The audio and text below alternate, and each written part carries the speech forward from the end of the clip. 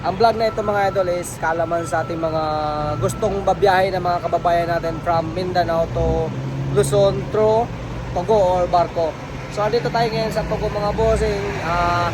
Ita-travel natin ngayon mga boss yung ating Dominar 400.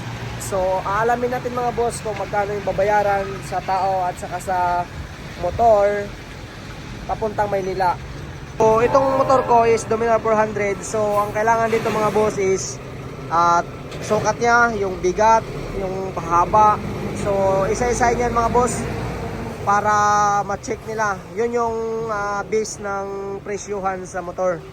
So kung small cc mas mura lang, pero ngayon malalaman natin mga boss kaya nagpabook na ako ngayon ng motor dito sa Togo. So ang isa pa dito mga bossing is dapat, di ba, bukas man yung flight ko is July 9. So July 8 dapat ngayon ka magpabook, tsaka di mo na pwedeng dalhin ang motor mo.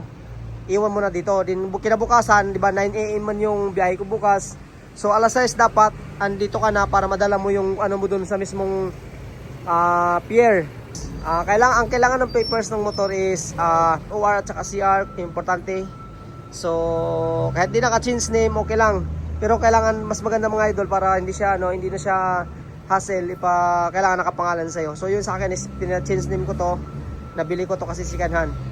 So aalamin natin mga boss. Hindi na abang-abang. Yan mga bossing, ito yung binayaran natin sa presyo ng ating motor, 5,897. So sa mga nakadominar dyan, may idea na kayo from Jinsan to Manila or Manila to Jinsan. So fixed price yan mga boss sa motor. Pero sa tao mga boss, nagdepende mga bossing kung ang nyari. For example, agad-agaran yung travel niyo sa barko, ang sakay niyo is siyempre mahal. Yun sa akin kasi is nakabook siya ng I think 2 weeks, 1 week more than or 2 weeks yung na-advance. So naka-promo yung sa akin, sa tao is 1,500 plus yung binayaran ko from Jinsan to Manila barko. So ito yung motor. Ayan, kung low cc yung motor nyo, ayan, kung low cc yung motor nyo, mas mura-mura mga boss. So ari sa 400cc mabigat. So yun, may idea na kayo mga boss. Ayan mga boss, papuli na takaroon sa Marbel. So iniwan na natin yung motor natin. So balikan natin bukas ng 5 AM papuntang pier, kay 9 AM ang ating travel to Jinsan to Manila. So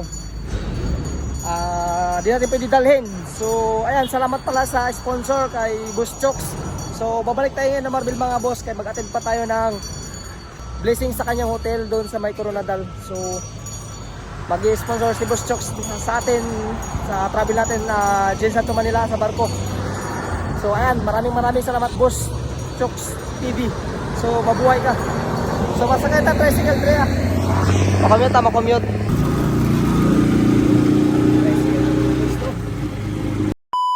So ayan mga busing, no, andito na tayo ngayon sa may pier ng Togo dito sa Jinsan. So shoutout kay Idol Shernan, siya yung nagsama sa akin para papunta dito. So masyadong marami tayong karga.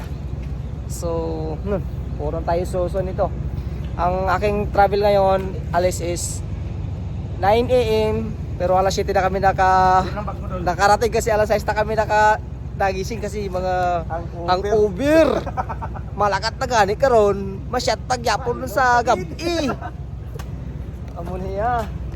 So may ticket naman na tayo. I-check pa natin, ipa-x-ray natin yung mga gamit natin. So huwag kayong magdala ng mga kontrabando sa mga kagamitan nyo kasi malalaman pa rin yan ng taga-pier kay i-x-ray man yan kasama ang motor mo.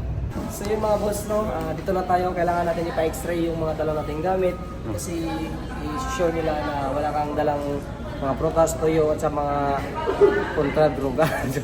So may babayaran tayo dito sa motor, parang 70 plus, no? Pila to boss? Nagbayad tayo 77 kasi medyo malaki yung motor natin. Mga boss, may x-ray dria.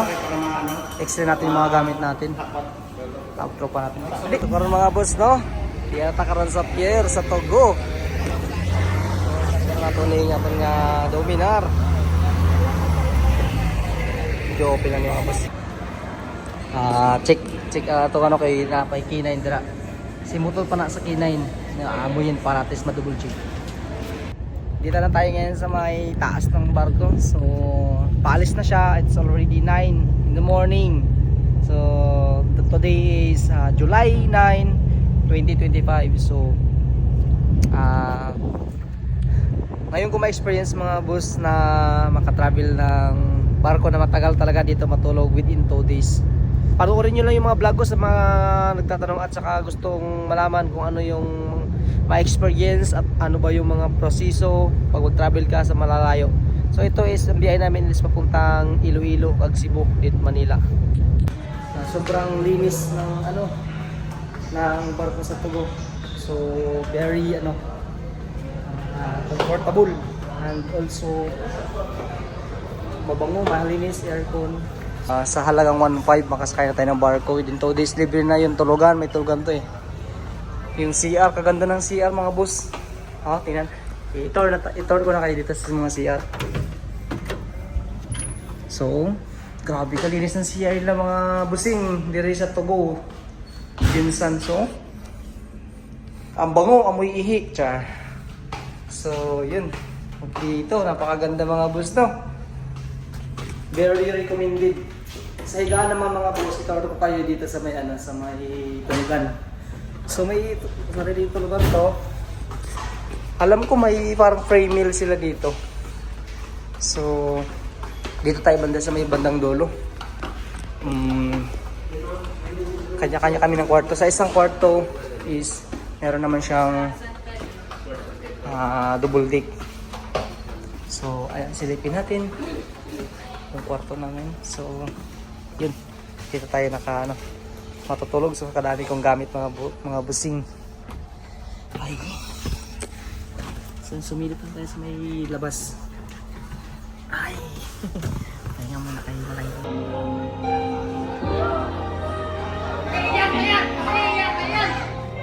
Mga boss, alas 6 na karon sa hapon. So meron silang free dinner. So pila kami diri na side. So libre na yung agahan, tanghalian, hapunan pagka nakasakay ka dito sa Tugo. So ayan, enjoy na lang. Tulog tapos kain. Mga boss, ayan mga free na foods dito sa Tugo. Goods na rin yun mga boss. Ito paano?